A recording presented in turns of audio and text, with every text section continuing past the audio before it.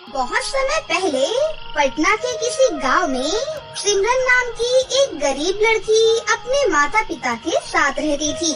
सिमरन के माता पिता जंगल से लकड़ियां काट कर बेचा करते थे। इसी तरह एक दिन वो दोनों जंगल में लकड़ियां काटने जाते हैं, लेकिन शाम होने पर भी दोनों लौट कर नहीं आते। ये देखकर सिमरन को अपने माता पिता की चिंता होने लगती है। देखते ही देखते वो दिन बीत जाता है और रात हो जाती है। लगता है मेरे माता पिता किसी मुसीबत में फंस गए हैं। मुझे फौरन से जाकर उन्हें ढूंढना चाहिए। उसके बाद सिमरन रात के अंधेरे में हिम्मत करके जंगल में पहुंच जाती है और चारों तरफ अपने माता पिता को ढूंढने लगती है। माँ, पिताजी, कहाँ हो आप लोग? माँ, पिताजी। इस तरह सिमरन जोर जोर से चिल्लाने लगती है कि तभी एक बुरे जादूगर की नजर सिमरन पर पड़ती है। मुझे काफी दिनों से अपने घर में एक नौकरानी की जरूरत थी। ये लड़की मेरी नौकरानी बनने के लिए बिल्कुल सही है। मैं अभी इसे पकड़कर अपने घर ले जाता हूँ। उसके बाद वो जादूगर सिमरन के सामने पहुँच जाता है। जादूगर का डरावना और भयानक रूप देखकर सिमरन घबराकर वहाँ से भागने लगती है, लेकिन तभी जादूगर अपने जादू से एक जादुई रस्सी लाकर उसे सिमरन के ऊपर फेंक देता है और वो जादुई रस्सी सिमरन को पूरी तरह जकड़कर जादूगर के पास ले आती है। छोड़ दो मुझे, छोड़ दो, मुझे जाने दो, प्लीज मुझे जाने दो। अब मैं तुझे नहीं छोड़ने वाला। आज से तू मेरे घर की नौकरानी बनकर मेरे सारे काम करेगी। नहीं नहीं, ऐसा मत करो। मैं अपने माता पिता को यहाँ ढूंढने आई हूँ। देखो, मैं तुमसे विनती करती हूँ, प्लीज मुझे छोड़ दो, जाने दो मुझे। तू चाहे जितना भी गिड़गिड़ा ले, लेकिन मुझे कोई फर्क नहीं पड़ने वाला। चल अब मेरे साथ। उसके बाद वो दुष्ट जादूगर जबरदस्ती सिमरन को अपने घर ले जाता है। फिर अगले दिन से जादूगर सिमरन से अपने घर के सारे काम करवाने लगता है। बेचारी सिमरन बुरी तरह से थक जाती थी, लेकिन फिर भी उस जादूगर को उस पर जरा भी तरस नहीं आता। उल्टा वो सिमरन की डंडे से पिटाई करने लगता है। फिर एक दिन मौका पाकर सिमरन वहाँ से भाग निकलती है, लेकिन तभी जादूगर की पालतू बिल्ली सिमरन को भागते हुए देख लेती है और फौरन जादूगर को उसके बारे में बता देती है।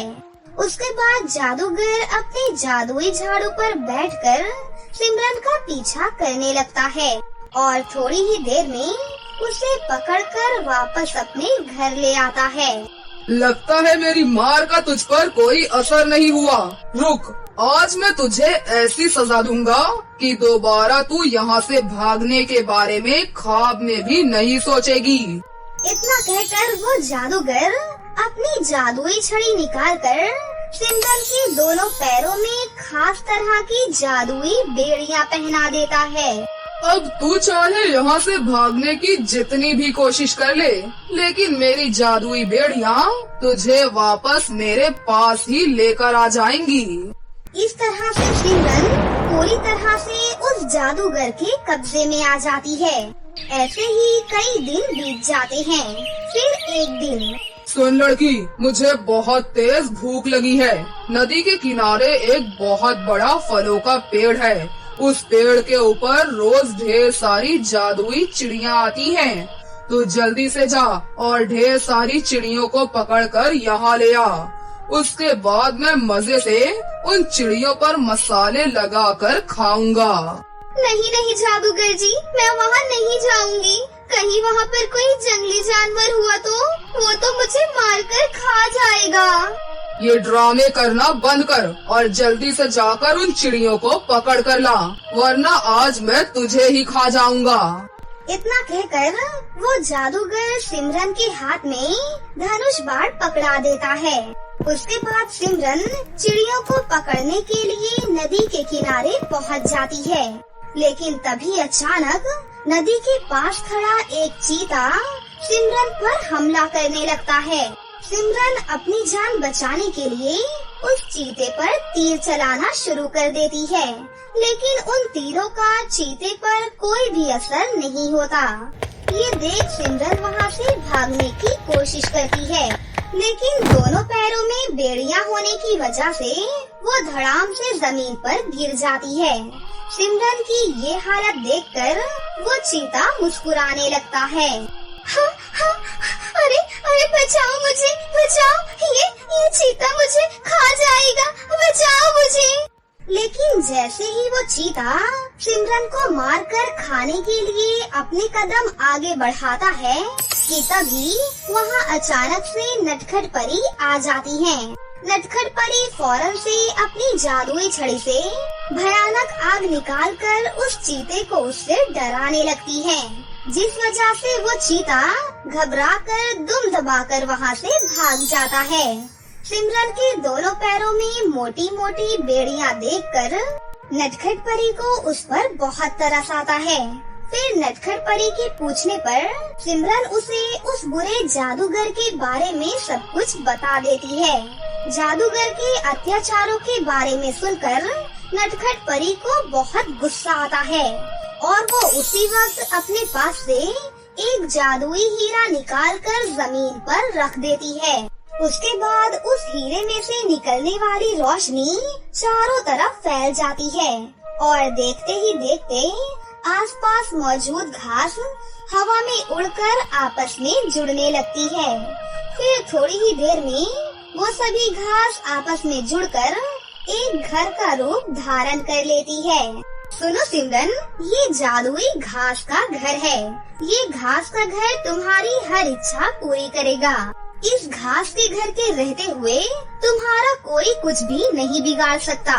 जाओ और उस दुष्ट जादूगर से अपना हिसाब बराबर करो। इतना कहकर नटखट परी सिमरन के दोनों पैरों में से वो बेड़ियां गायब कर देती हैं। उसके बाद सिमरन उस घास के घर के अंदर चली जाती है और उस घर को जादूगर के पास चलने के लिए कहती है। सिमरन के इतना कहने पर वो जादुई घास का घर हवा में उड़ते हुए दुष्ट जादूगर के पास पहुंच जाता है। उसके बाद सिमरन घर से बाहर आकर उस जादूगर के सामने खड़ी हो जाती है। सुनो जादुई घास के घर, इस बुरे जादूगर ने मुझ पर बहुत अत्याचार किया है। इसे इसी वक्त सबक सिखाओ। सिमरन के इतना कहते ही उस जादुई घास के घर के अंदर से एक बड़ी सी कुल्हाड़ी बाहर निकलकर जादूगर पर हमला कर देती है। जादूगर को संभलने का बिल्कुल भी मौका नहीं मिलता। फिर देखते ही देखते वो जादुई कुल्हाड़ी जादूगर के दोनों पैर काट देती है। नहीं नहीं, बस करो सिमरन, मुझे मेरी गलती का एहसास हो गया है। मैं तुम्हारे आगे हाथ जोड़ता हूँ, मुझे माफ कर दो। तू एक जालिम जादूगर है, तुझ पर रहम करने का सवाल ही पैदा नहीं होता। फिर अगले ही पल वो जादुई कुल्हाड़ी जादूगर का सर काटकर उसके धड़ से अलग कर देती है। इस तरह उस जादूगर का किस्सा खत्म हो जाता है। मैंने इस बुरे जादूगर का खात्मा कर दिया है। कहो, अब मैं तुम्हारी और कोई इच्छा पूरी करूं? हाँ, मैं अपने माता पिता से मिलना चाहती हूँ। तुम मुझे उनके पास ले चलो। उसके बाद वो जादुई घास का घर हवा में उड़ता हुआ वहाँ से दूर एक आइलैंड पर पहुँच जाता है। तभी सिमरन को वहाँ अपने माता पिता दिखाई देते हैं। उन्हें देख सिमरन बहुत खुश होती है। फिर वो दौड़कर उनके पास जाती है और उन्हें गले लगा लेती है। उसके बाद सिमरन के माता पिता उसे बताते हैं कि जंगल में लकड़ियाँ काटते समय एक विशाल चील उन दोनों को पकड़कर इस आइलैंड पर ले आई थी। फिर सिमरन अपने माता पिता को जादुई घास के घर के अंदर ले जाती है, लेकिन अगले ही पल वो जादुई घास का घर हवा में उड़ता हुआ सिमरन के गांव पहुंच जाता है। इस तरह फिर से सिमरन अपने माता पिता को पाकर उनके साथ हंसी खुशी से रहने लगती है। विक्रम अपनी बीवी अनामिका से बहुत प्यार करता था। वो दोनों अपनी शादीशुदा जिंदगी में बहुत खुश थे अनामिका, कहाँ हो तुम? देखो मैं तुम्हारे लिए क्या लेकर आया हूँ। अरे आई बस 5 मिनट रुकिए। इतना बोलकर अनामिका फटाफट अपना किचन का काम खत्म करके बाहर आ जाती है, जहाँ वो देखती है कि विक्रम उसके लिए डायमंड का नेकलेस लेकर आया था। Happy anniversary my beautiful wife. Happy anniversary Vikram, ये तो बहुत अच्छा नेकलेस है। मैं इसे हमेशा अपने पास संभाल कर रखूंगी। अच्छा तुम यहीं रुकना, मैं अभी कुछ लेकर आती हूँ। इतना बोलकर अनामिका किचन में चली जाती है और एक केक लेकर बाहर आती है। अपना फेवरेट चॉकलेट केक देखकर विक्रम बहुत खुश होता है और अनामिका से कहता है, मेरा फेवरेट चॉकलेट केक। सच में तुम जैसा केक शायद ही कोई बना सकता है। ऐसा कुछ भी नहीं है। अगर ऐसा होता तो यहाँ पर और जितनी भी बेकरी की दुकान है वो नहीं चलती। अगर ऐसा है तो मुझे बताओ कि तुम्हारी ही दुकान सबसे ज्यादा क्यों चलती है? मुझे नहीं पता। वैसे तुमसे कोई भी नहीं जीत सकता। अब इस बहस को हम यही खत्म करते हैं और अपनी शादी की 2nd एनिवर्सरी का केक काटते हैं। इस तरह से अनामिका और विक्रम अकेले ही अपनी शादी की सालगिरह को मनाते हैं। अनामिका की अपनी एक छोटी सी बेकरी की दुकान थी, तो वहीं विक्रम एक बहुत बड़ी कंपनी में काम करता था। इसी तरह से कुछ दिन बीत जाते हैं और एक दिन विक्रम के साथ उसका दोस्त अखिल घर आता है। हम तो नौकरी करने वाले लोग हैं, पर मेरी बीवी बिजनेस कर रही है। उसका खुद का अपना छोटा सा बेकरी शॉप है। अरे वाह, ये तो बहुत अच्छी बात है। विक्रम, ये बस ऐसे ही कहते रहते हैं। आप लोग खाना खा लीजिए। मैंने अपनी स्पेशल पेस्ट्री बनाई है। उसे खाना खाने के बाद जरूर बताना कि ये कैसी बनी है। क्या हमें खाना खाने से पहले पेस्ट्री नहीं मिल सकती भाभी? नहीं। इतना बोलकर वहाँ बैठे सभी लोग हंसने लगते हैं और इसी तरह से वो लोग हंसी मजाक करके खाना खाते हैं।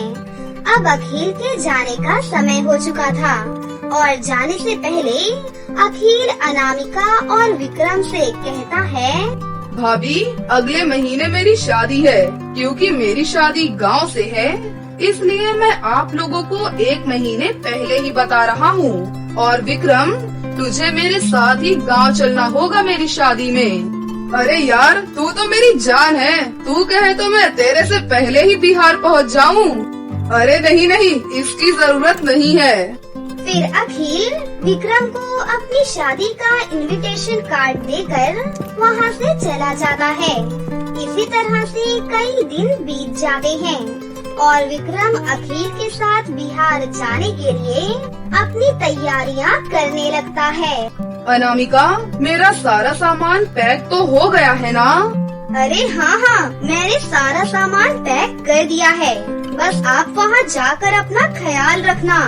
मेरा दोस्त है ना मेरा ख्याल रखने के लिए। तुम बिल्कुल भी फिक्र मत करो, बस तुम अपना भी ख्याल रखना। इतना बोलकर विक्रम अखिल के साथ बिहार चला जाता है। बिहार जाकर विक्रम अखिल की शादी में खूब मजे करता है। मैंने जितना सुना था उससे काफी अच्छा है बिहार। मुझे यहाँ आकर बहुत अच्छा लग रहा है। मुझे खुशी हुई कि तुझे यहाँ आकर अच्छा लग रहा है। अच्छा, अब जाकर जल्दी से तैयार हो जा। कुछ ही देर में बारात निकलने वाली है। क्योंकि मैं दूल्हा हूँ, इसलिए मुझे भी जाने दे यार तैयार होने के लिए। इतना बोलकर अखिल अपनी शादी के लिए तैयार होने जाता है। फिर कुछ ही देर के बाद विक्रम बारातियों के साथ जाता है, जहाँ शादी में मुरली नाम के एक व्यक्ति की नजर विक्रम पर पड़ती है। अरे भाग्यवान, देखो दूल्हे के साथ वाला लड़का कितना स्मार्ट है, कितना अमीर लग रहा है और बहुत नेक भी है। हमारी बेटी की शादी के लिए हमें बिल्कुल ऐसा ही लड़का तो चाहिए था, दूसरों की तरह लालची नहीं। क्यों ना इसको अगवा करके अपनी बेटी की शादी इससे करवा दी जाए। भला इसमें भी कोई पूछने वाली बात है। इसमें हमें दहेज भी नहीं देना पड़ेगा और हमारी बेटी को भी एक अच्छा ससुराल मिल जाएगा। वैसे तो मुरली एक अच्छे घराने से था, पर उसकी बेटी बहुत ज्यादा सुंदर थी। उसकी नीली नीली आँखें, गुलाब की तरह लाल होठ और बहुत ही लंबे घने बाल थे। और साथ ही वो आम लड़की नहीं थी, बल्कि एक परी थी, जिस वजह से सभी लोग उसकी बेटी सिंड्रेला की सुंदरता और जादुई शक्तियों की वजह से उससे शादी करना चाहते थे। लेकिन उन्हें एक नेक लड़के की खोज थी। साथ ही साथ मुरली एक कंजूस इंसान था, जो शादी में दहेज नहीं देना चाहता था।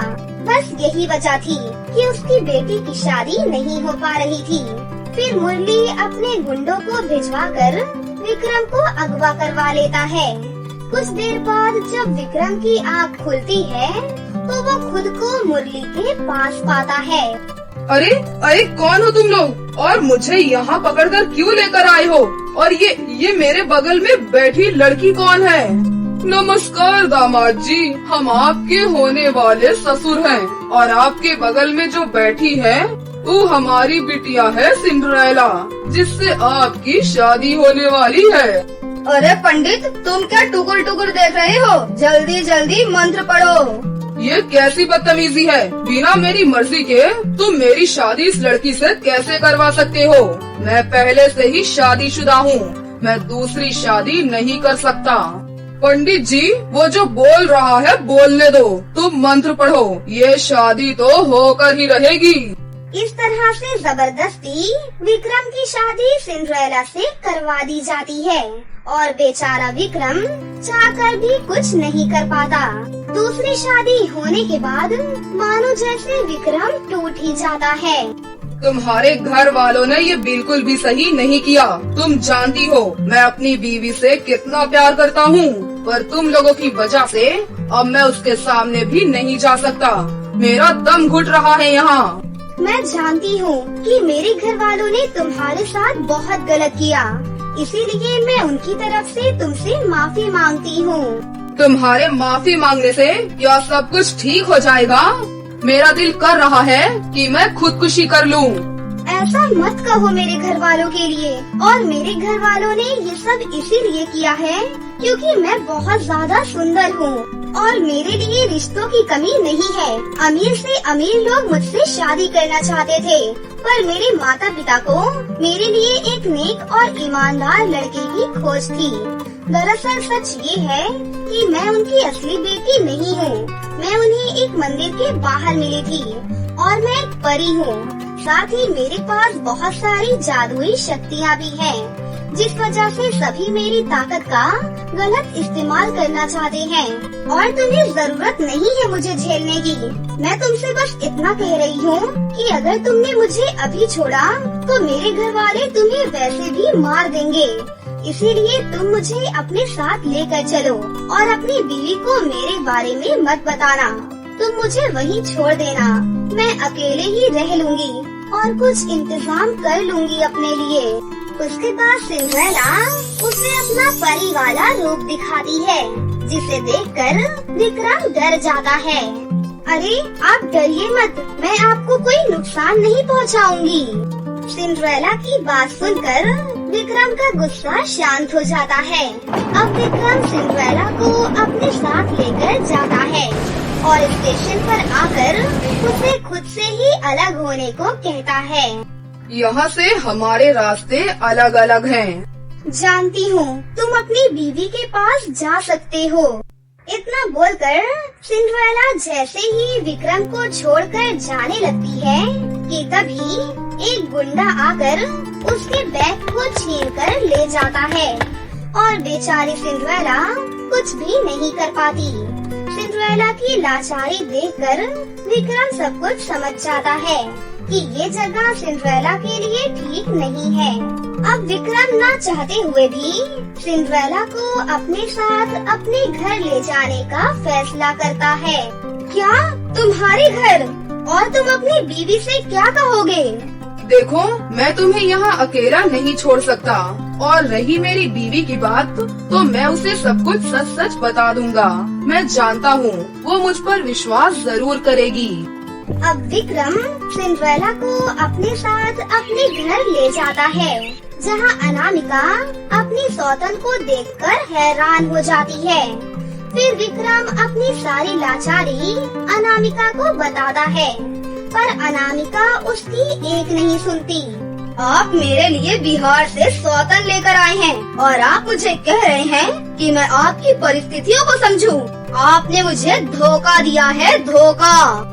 ऐसा नहीं है, विक्रम बिल्कुल सच कह रहे हैं। इसमें इनकी कोई भी गलती नहीं है।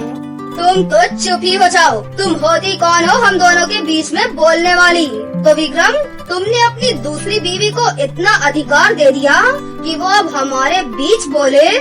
अनामिका, मैं तुमसे सच कह रहा हूँ और मैं सिंड्रेला को यहाँ इसलिए लेकर आया हूँ क्योंकि इसका इस शहर में कोई भी नहीं है। आखिर ये अकेली कहाँ जाती? कुछ दिनों बाद मैं इसे तलाक दे दूंगा और इतने दिनों में इसके रहने का बंदोबस्त भी कर दूंगा। फिर सब कुछ ठीक हो जाएगा। अब कुछ भी ठीक नहीं होगा मिस्टर विक्रम। तुम्हें मुझे जितना बेवकूफ बनाना था तुमने बना लिया। अब मैं और बेवकूफ नहीं बनने वाली। सही कहती थी मेरी माँ, तुम मेरे लायक ही नहीं हो। और वैसे भी मैं तुम्हें कुछ छोड़ने वाली थी क्योंकि मुझे कोई और मिल गया है जो कि तुमसे कहीं ज्यादा अमीर है और हम दोनों जल्दी ही शादी करने वाले हैं। चलो अच्छा ही हुआ तुमने भी शादी कर ली। अब तुम अकेले तो नहीं रहोगे। क्या ये तुम कैसी बातें कर रही हो? तुम मेरे साथ पैसों के लिए रहती थी, तुमने मुझे धोखा दिया। हाँ, क्योंकि पैसे के बिना भी भला कोई जिंदगी होती है। और हाँ, उसने मेरे लिए एक बहुत बड़ी केक की दुकान भी खोली है। चलो अब मैं चलती हूँ, बाय। इस तरह से अनामिका विक्रम को धोखा देकर उसकी बात को बगैर समझे उसे छोड़कर चली जाती है। पर सिंड्रेला उसका साथ देती है और उसे संभालती है, उसका बहुत अच्छे से ख्याल रखती है और अपनी जादुई शक्तियों से उसकी सारी इच्छा भी पूरी करती है। इस तरह से विक्रम समय के साथ साथ अनामिका को भूल जाता है और सिंड्रेला से प्यार करने लगता है। इसके बाद विक्रम अपनी दूसरी बीवी सिंड्रेला परी के साथ अपनी जिंदगी की एक नई शुरुआत करता है। एक बार की बात है, किसी गांव में रोहित नाम का एक नौजवान रहता था। रोहित बहुत ज्यादा गरीब था। रोहित समंदर से मछलियाँ पकड़कर उसे बेचने का काम करता था। इसी तरह एक दिन रोहित समंदर में मछलियाँ पकड़ रहा था कि तभी अचानक उसके जाल में 7 रंग बिरंगी मछलियाँ फंस जाती हैं। लेकिन अगले ही पल वो सारी मछलियाँ जोर जोर से रोने लगती हैं। मछलियों को यूँ रोता हुआ देखकर रोहित को बड़ी हैरानी होती है। तभी उसमें से एक मछली रोहित से कहती है, सुनो नौजवान, हम सातों परी देश की सिंड्रेला परियां हैं। हम वहाँ की राजकुमारियां हैं। एक जादूगर के श्राप की वजह से हम सभी मछलियां बन गई हैं। अगर तुम हम सातों से शादी कर लोगे तो हम सातों बहनें अपने असली रूप में आ जाएंगी। मेहरबानी करके हम सातों से शादी कर लो नौजवान, प्लीज हमारी मदद करो। उस मछली की इतनी अजीब सी बात सुनकर रोहित को बड़ा ताज्जुब होता है। लेकिन रोहित एक दयालु नौजवान था। वो उन सातों सिंड्रेला परी बहनों को उनके असली रूप में लाने का फैसला करता है और उनसे शादी करने के लिए हाँ कह देता है। उसके बाद रोहित उन सातों मछलियों को लेकर एक पुजारी जी के पास पहुंच जाता है और उनसे उन मछलियों के बारे में सब कुछ बता देता है। फिर वो पुजारी रोहित की शादी उन सातों मछलियों से करवा देते हैं। शादी होते ही वो सातों मछलियाँ 7 खूबसूरत परियों के रूप में बदल जाती हैं। अपने आप को वापस परी के रूप में देखकर सातों सिंड्रेला परी बहनें बहुत ज्यादा खुश होती हैं।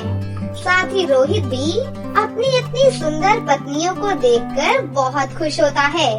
उसके बाद वो सातों सिंड्रेला बहनें रोहित के साथ उसके गांव चली जाती हैं। क्योंकि रोहित बहुत ही गरीब था, तो उसका टूटा हुआ झोपड़ा देखकर उन सातों सिंड्रेला परी बहनों को रोहित पर बहुत तरस आता है। फिर सातों सिंड्रेला बहनें अपनी जादुई छड़ी घुमाकर रोहित के टूटे फूटे हुए घर को एक खूबसूरत से घर के रूप में बदल देती हैं। अरे वाह, ये तो कमाल हो गया। तुम सातों परियों के पास तो कमाल की जादुई शक्तियाँ हैं। हम सातों सिंड्रेला परी बहनें अपनी जादुई शक्तियों का इस्तेमाल हमेशा दूसरों की भलाई के लिए करती हैं। हमारे रहते हुए अब तुम्हें कभी भी कोई परेशानी नहीं होगी। उस दिन के बाद से रोहित अपनी सातों सिंड्रेला पत्नियों के साथ हंसी खुशी से रहने लगता है। इसी तरह एक दिन वो सातों सिंड्रेला परी बहनें गांव की सैर कर रही थीं कि तभी वो देखती हैं कि गांव का दुष्ट जमींदार कुछ गरीब किसानों पर अत्याचार कर रहा है। चलो जल्दी से मेरे पैसे वापस निकालो, वरना मैं तुम सबकी खाल खींच लूंगा। माफ करिए सरकार, इस वक्त आपको देने के लिए हमारे पास फूटी कौड़ी भी नहीं है। दूसरी तरफ खेतों की फसल भी ठीक नहीं हुई, इसीलिए हम आपका कर्जा नहीं चुका सकते। हमें कुछ और महीनों की मोहलत दे दीजिए मालिक। नहीं नहीं, अब मैं तुम्हें एक दिन की भी मोहलत नहीं देने वाला। अगर अभी के अभी तुमने मेरे पैसे नहीं दिए तो मैं तुम सबके घरों पर कब्जा करके तुम्हें गांव से बाहर निकाल दूंगा। जमींदार की इस तरह की बातें सुनकर उन सातों सिंड्रेला परी बहनों को उस पर बहुत गुस्सा आता है और वो सातों उसे सबक सिखाने का फैसला कर लेती हैं। तभी एक सिंड्रेला परी अपनी जादुई छड़ी घुमाकर जमींदार के हाथ में मौजूद डंडे को एक सांप के रूप में बदल देती है। अरे ये क्या, अरे अचानक से ये सांप कहाँ से आ गया? अगर तू अपनी भलाई चाहता है तो चुपचाप यहाँ से भाग जा। और हाँ, अगर दोबारा तूने इन गांव वालों को परेशान किया या इन पर किसी भी प्रकार का अत्याचार किया तो हम तुझे जान से मार देंगी। तुम मामूली परियों की इतनी हिम्मत कि तुम मुझे धमकी दे रही हो? ठहर जाओ, अभी बताता हूँ तुम्हें। इतना कहकर जमींदार अपनी बंदूक निकालकर उन सातों सिंड्रेला परियों पर गोली चलाने लगता है। लेकिन अगले ही पल सारी गोलियां फूलों की माला बनकर उन परियों के गले में पहुंच जाती हैं। अरे ये क्या, लगता है ये सातों परियां जादुई शक्तियों में बहुत माहिर हैं। इस वक्त इनसे उलझना ठीक नहीं है। मुझे यहाँ से भाग जाना चाहिए, बाद में इन्हें देख लूंगा, वरना ये मेरा पापड़ बना देंगी। उसके बाद वो दुष्ट जमींदार दुम दबाकर वहाँ से भाग निकलता है। जमींदार को भागते हुए देखकर सभी गांव वाले बहुत खुश होते हैं। फिर वो सारे गरीब लोग सातों सिंड्रेला परी बहनों का शुक्रिया अदा करने लगते हैं। हम बहनों के रहते हुए आज के बाद तुम लोगों को किसी से भी डरने की जरूरत नहीं है। हम हमेशा तुम सभी की रक्षा करेंगे। फिर वो सातों सिंड्रेला परियां उन गरीब लोगों की गरीबी दूर करने का फैसला करती हैं और अपनी जादुई छड़ी घुमाकर गांव के कुएं के पानी को सोने के पानी में बदल देती हैं। ये देखकर सभी गांव वाले बहुत खुश होते हैं। उस दिन के बाद से गांव वाले उस कुएं से सोने का पानी निकालकर उसे बेचना शुरू कर देते हैं। इस तरह देखते ही देखते गांव के सभी लोग बहुत ज्यादा अमीर बन जाते हैं और साथ ही वो सातों सिंड्रेला परी बहनें अपने पति रोहित के साथ हंसी खुशी से अपनी जिंदगी जीने लगती